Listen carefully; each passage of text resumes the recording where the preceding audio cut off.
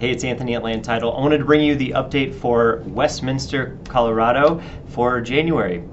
Some really interesting things going on in Westminster. Obviously, it is booming just like everywhere else in the Denver metro area. But one of the biggest things is it is off to the races very quickly. And those average sales prices are increasing rapidly, right? We're talking 8% more than they were this time last year. $570,000 for the average sales price in January, which really is really unprecedented. So here we are. And then the other big thing that I think is probably more important than average is the median sales prices in the Westminster area are up to $535,000, which is about 13% above where it was last year.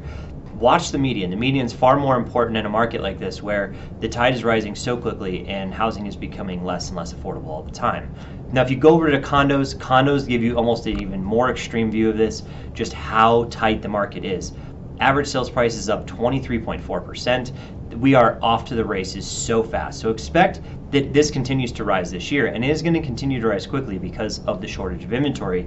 And that median, no different, right? 26%, much higher increase. When the average and the median are about the same, it just goes to show you that that product type, especially the condo market in Westminster, is really just kind of tracking together. There's not a lot of extremes. There's no high-end luxury condos in the area or anything like that. So this is something definitely to pay attention to. When we look at it by price per square foot, Westminster is relatively affordable to live compared to most places. You know, we're talking $250, $260 a square foot. The fact that condos are a little bit cheaper per square foot kind of goes in to show that there's not a lot of newer condo product being built. You know, the condo product being built is a little bit more expensive to build price per square foot because of the density. But here we are in a market where that is all rapidly increasing and building costs are skyrocketing. So expect this stuff to trend upwards again into the next year. Now, when we look at supply, this is the reason that it is such a tight market. The active listings, obviously you can see this here, 60% below where they were a year ago, 18 units. I mean, Westminster's a relatively large city. Here we are with very little inventory on the market.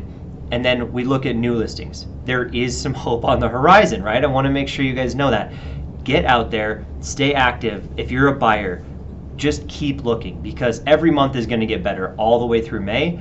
We have the bulk of our inventory comes on from May through October. So there's plenty of season out there. Don't get frustrated. Just stick with it and stick with the process. Definitely tune in. A couple slides later, we'll talk a little bit more about expectations and really the importance of getting in and getting in early.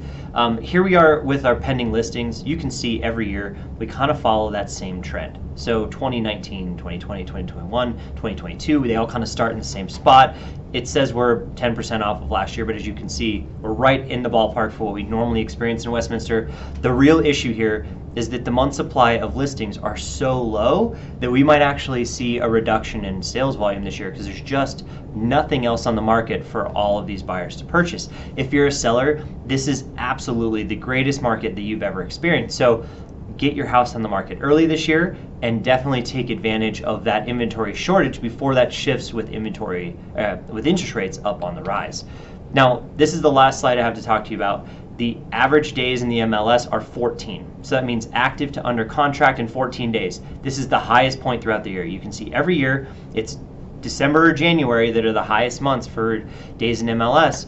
And that means that active to under contract is going to go down to 5, maybe less.